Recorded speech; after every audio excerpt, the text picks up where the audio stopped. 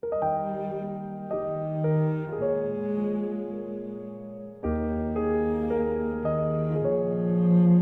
going on, Les? Not much. How are you? Good, good.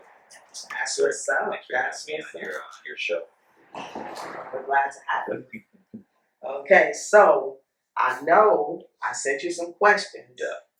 But before I get to those questions, I wanted to ask some light questions. Right. I want to get to know you, right? Okay.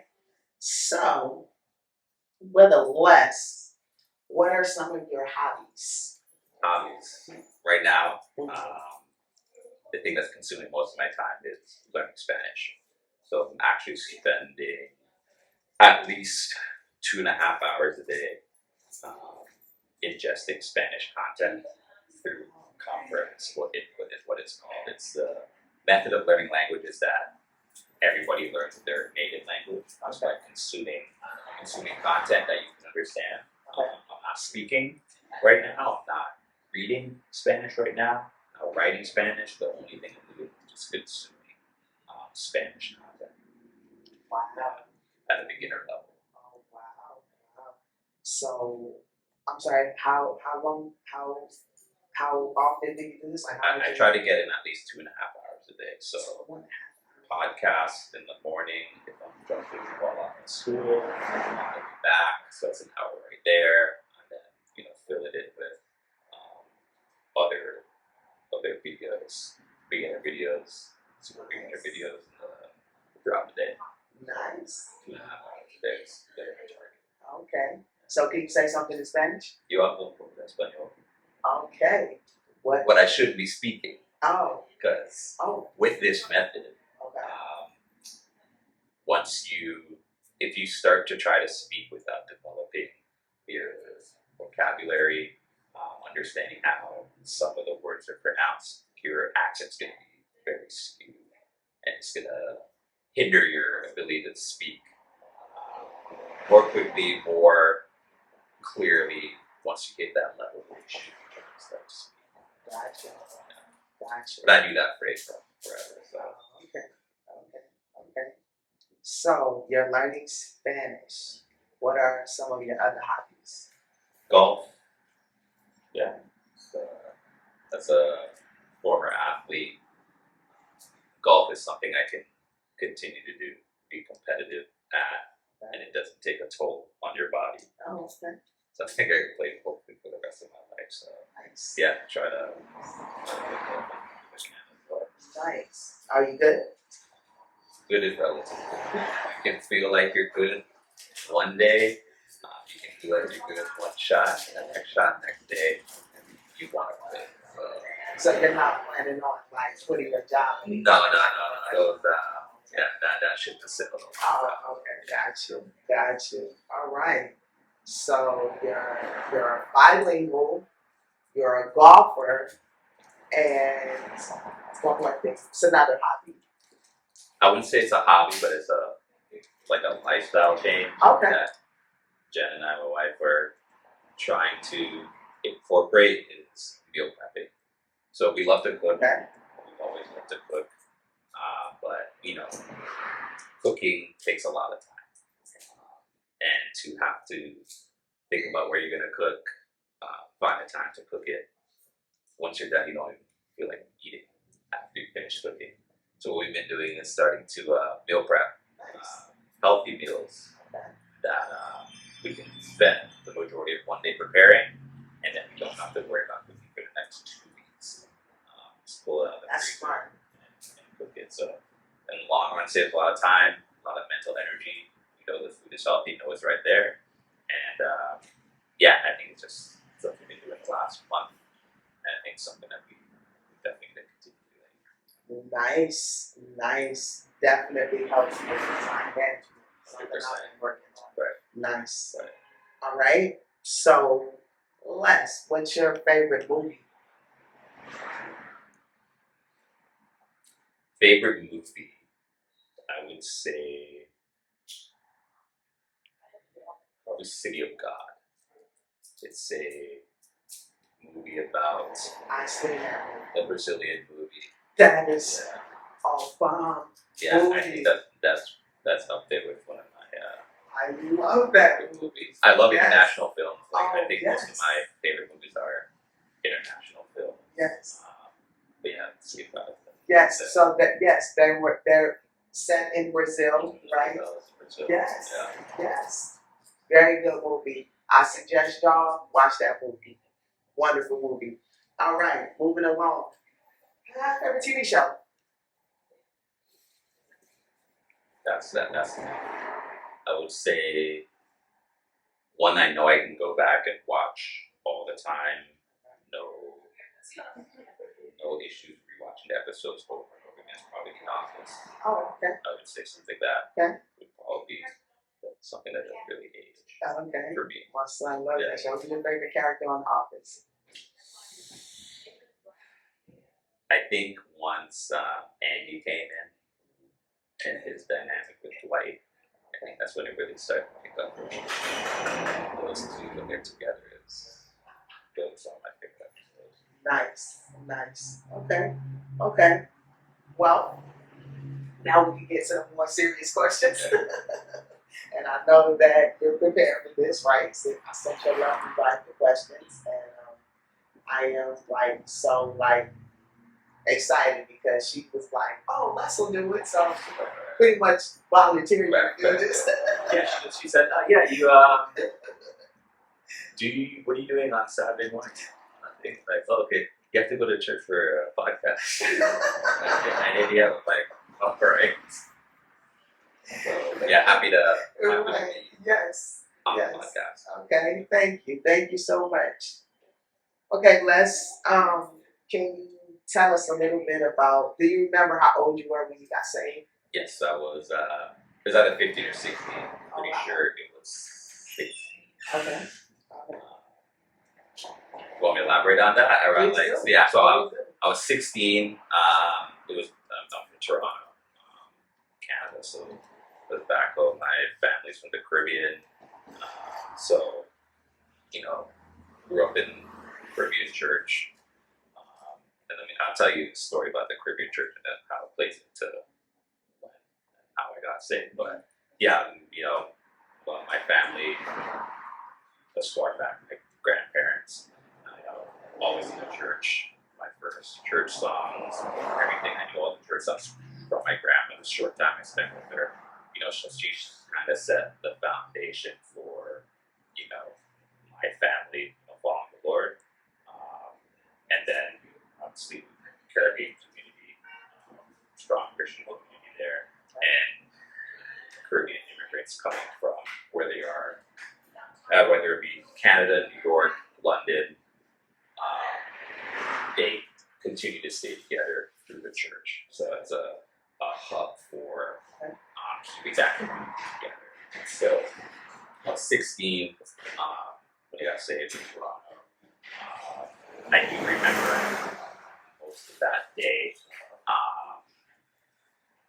It was like a guest speaker, a lady preacher, who came to church conventions. We're having it at another church, or a sister church, and we were having the convention that week. And I just remembered one of the days, that's when I decided to, under my own will, go up and make that decision to give my life to the Lord. Caribbean culture, or at least my church growing up, and what I've seen with other churches, you're not leaving that service. That service is not over unless at least one person gets saved. So like growing up, I would see that, they would make all the kids go up, make someone else go up and get saved. Okay. Don't really know if they were, doing it out of, their own conviction or just trying to get out of there. A funny story is during one of the days of another convention, it was at the end of the service, pastor would say, it's end of the service, where starting to call people up to, give their life over to Christ.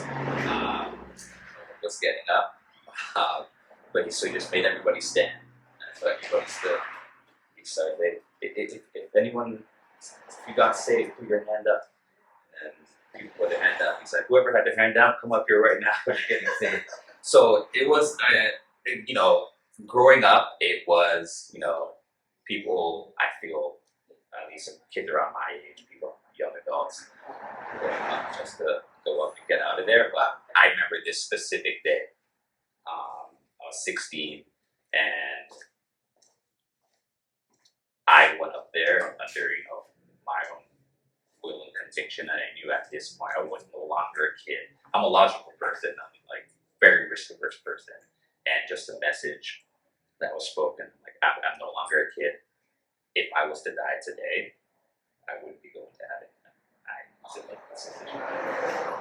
So you felt a tug on your heart. Right. It wasn't No, anyone around you. it wasn't. Yeah, it wasn't anyone around me. It wasn't like we need to get out of here. It wasn't any of that. It was, yeah, I definitely felt it. And just that preacher very different from all the other preachers that, you know, I was used to hearing. She wasn't from the Caribbean. I don't think she was from New York. And just the, you know, it just connected that specific day. And I was like, okay, just like this is good. 16. Caribbean church. Whereabouts in the Caribbean? My parents from St. Vincent and the Grenadines. Oh, Yeah, that's where the big hurricane just came through. You know, thank God everyone's safe. Obviously, damages to homes and stuff, but where's St. Vincent next to? Trinidad and Tobago, Oh, okay. and the Sunset Islands right there, of the Caribbean, just above Venezuela. So, well, my next question was, why did you get saved? But I want to say you will a little bit answer that. Yeah, I knew, I had to. It was either that or no. And I knew I was old enough to make that decision myself. You know, I felt it right at that time. That's why. You knew you didn't want to spend eternity in hell. Right. And like, you know, 16, like, you know, seeing friends, some people that I know close with pass away at that age. You know, no one is immune from, you know, death. Like I was 16, like I you know, you think you could live forever, but you know, seeing, you know, lives and people, you know, who weren't saved, and then, you know, that gives you a sense of urgency. And I'm a logical and risk-averse person. So I'm like, I need to do this. Okay. So I believe you answered my next question was, where did you get saved? Yeah. Scarborough, Toronto, Ontario. Okay. 4 weeks. How has being saved changed you? I feel, if I would say if I got saved maybe like in my mid-20s or 30s now, I feel like I said it would have changed me. But, you know, being 16, I think rather than it changing me, I think it grounded me into the person I am now. And, you know, steered me on a path where, away from some of the things that someone like me, the position I was in, could fall into. So I played professional baseball as an athlete. I traveled a lot. Around that time, 16, I was always on the road. Basically, when I was 14, 15, I was away from home 70% of the time, essentially on my own. You know, seeing some of the decisions that some of my teammates, you know, colleagues, you know, friends around the age made on a day-to-day. If I wasn't saved, I'd be making those decisions. And some of those decisions mean?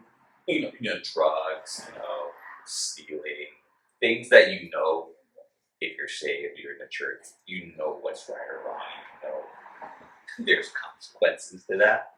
Have you been tempted to do drugs? Oh yeah, when you're a professional athlete, even college, it's there. It's all that stuff is very accessible. And I would have teammates that indulge in that stuff, but without Christ without being saved, who knows if I would have done that. So, Did you lose some friends during the way? no, I wouldn't say I lost friends. I mean,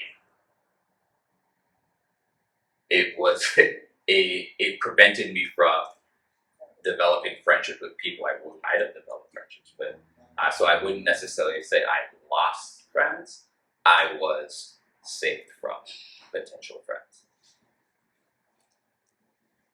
So, did you want friends? Like, was there?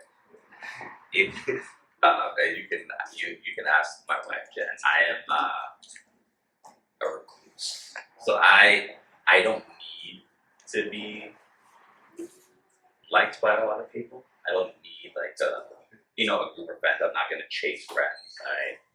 I never have. My sister's the exact same way. I think it's something that my parents instilled in me, and my dad is very similar to me. Very very low key, very quiet. Um, you know, I didn't grow up feeling the need to be liked and trying to do things to get people to like me. So I think that definitely helped. That personality I had definitely helped, and that shit, that stuff. Well, I'm the opposite. I did want people to like me. I did want friends, but not just for people to like me. I wanted friends because I didn't have a strong. I didn't have a strong family. Right. I came out here from New Jersey. Right. I didn't know anybody. So in order for me to be able to get to know people, I had to make friends. Right. So I wanted friends. I needed support. I needed. I'm so sorry. I needed, sisters. Right. I needed people to care for me and to encourage me and to support me and to love me and to embrace me. Right. So that was my need for friendships. So with you not having any friends, do you feel that it in a way affected you? No, I don't think so. I have a very large family, very large supportive family. Okay. So I think having that base helped. All I really needed was my wife and dad. Okay. I was Okay. in, yeah, nothing else really. Wasn't really searching for anything else. Friends-wise, anything. So you consider yourself an introvert? Yeah, it's big time. Okay. Some people may come across me think I'm not, but I definitely am. Yeah, like if someone FaceTimes me or texts me out of the blue, or FaceTimes me or calls me out of the blue, I'm probably not picking up. If they text me and say I'm gonna call, okay, I'll pick up. If they text me, I'll always answer. But if they call me or FaceTime me out of the blue, I'll know it's super important if they FaceTime or call me back. Okay. Like that. So that my personality is I don't like to be caught off guard. I always want to be prepared. And if that takes me out of my element, I just wait until it goes. So with having a personality like that, with introvert, how how do you think you can effectively spread the gospel? I think it is. Well, it's easy for me to, talk to someone one on one. That's, much easier for me to do than, speaking to a group of people or presenting to a group of people. So I don't. Who knows what the Lord has in person, but I don't think preaching is something in my cards.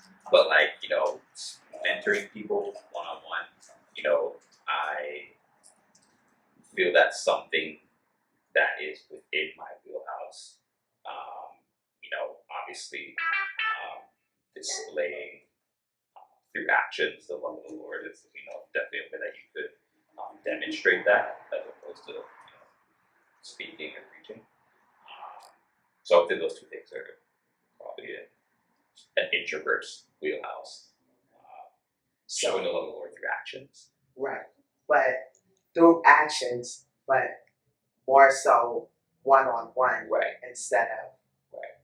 groups. Right. Okay. Right. Okay. All right. Do you so in your many years of being saved, how long have you been saved? You said you got saved at 16. I'm 35 now. Okay. 19 years. 19 years.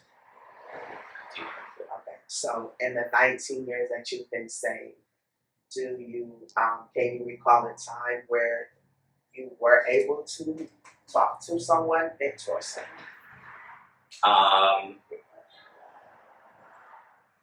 I would say,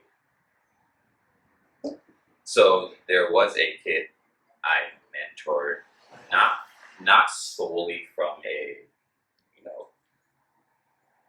Christian mentor perspective. Okay. I wouldn't say I was like a formal Christian mentor to anyone specifically, but the mentees I've had, basically in the athletic world. So there was one kid that was a mentor, was my mentee in high school. A few years ago, he was in high school. He actually just won gold medal at the Olympics this year. Aaron Browns. From what sport? Track and field, 4x1, Team Canada. I would say he was, one of the first mentees I had, and our school. I'm glad I had the opportunity to speak to him, mentor him, help keep him on the right track. No pun intended. We went to a school, high level athletes. He was on a track team with a few other kids. Half of that relay team that he was on were in two of them passed away very young. Either drugs or suicide. Always in a high pressure environment. And this is something I spoke about in Bible study a year ago. Athletes, we pour our whole lives into our sports, right? I played baseball since I was 4, and circling back to being saved from a lot of things. Being saved, I think, saved me in particular from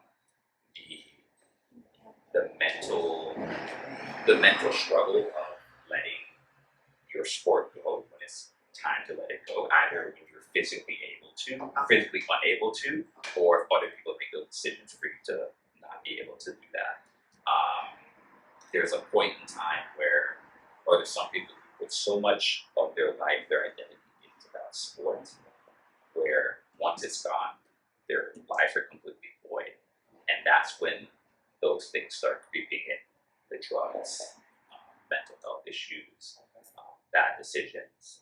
And I think, being saved, being grounded, having another identity in Christ, saved me from some of those. Okay. I think it also, Aaron, is a guy that, he's still, continuing to run, still excelling in his sport. But I think he's also grounded in that way. Um, it, um, you know, once you leave that sport, you have another identity. You have a word. You have something to continue to live for. And ironically, another guy on that relay team, he's now a pastor in CPO, surviving that. So, I think it's just being able to see that, dichotomy, like what happens when you have the Lord in her, and what can happen if, if he's not there. Amen. Amen. So with we got Nico here, Brendan, Bill, and even some of the young men that's growing up, coming up in the church. What could you tell them in their youth right now to help them in their manhood? I would say definitely stay grounded in the church. So Nico's age, Brandon's age, by generally you see kids or adults their age. Look how old Brandon? Brendan is 24. 24. They're already in the time period where they're separated from the church. So like once they go off to college, or once they hit 19, 20, there is like a time period where they're not in the church at all. And the life decisions that need to be made during that time frame, if they don't come with, godly counsel, don't come with support from people who are, grounded in the Lord, that's when bad decisions could be made. Okay. And it's good that Nico, Brandon, I see them here every Sunday. They're still grounded in the church. I think for young adults that age to not be separated from that environment, I think is, at least what I've seen in my experience, the biggest thing. You need youth program. Obviously, children's church is a big thing. Having children's church, growing that foundation for the younger kids. They have a baseline understanding, knowledge of the Lord, but you need to be able to maintain those individuals who are now old enough to make their own decisions. Being able to keep them engaged, they need to be able to see other kids, other adults, young adults like them in that environment.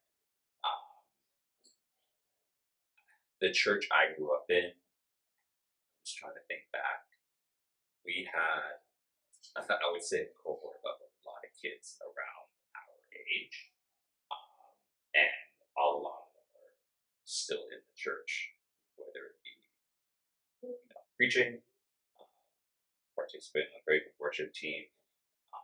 They just had a lot of other kids around their age in that environment. And kids are very impressionable. Young adults are very impressionable. They will see. They would want to do what the other people are doing, but if other people are in the church, participate in the church, it makes it a whole lot easier for them to stay in the church. One more question before the last question. What were some of your struggles at 24? Yeah, just got married with a year and a half or two before that. Just finished playing professional baseball. Severely tore my ACL, MCL, entire knee. Just had surgery. So there's a lot of overwhelming situations, overwhelming time frame, and just being married at that point, my wife is my priority, right? And being that young, all those pressures, and as a husband, you're supposed to love your wife as Christ loved the church. That is very difficult to do as a young 23-year-old. you don't understand, like you don't really have a real understanding of what that is at that point in your life. I my wife will tell you that. I am very grateful that I did have a foundation, Christian foundation, to be able to Learn how to be find a wife like Jennifer. oh, I found her very quickly into college. I'm very grateful I did.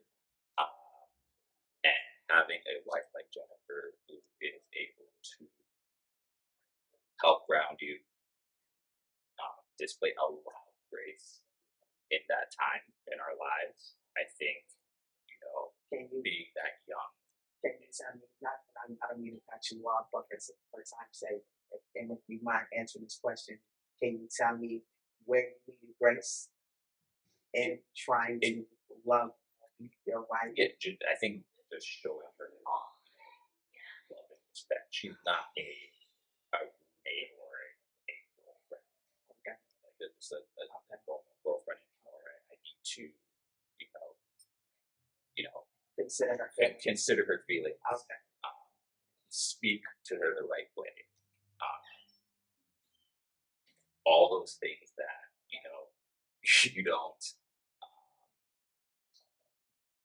you don't get feedback on unless once you start getting feedback on. Okay. I think that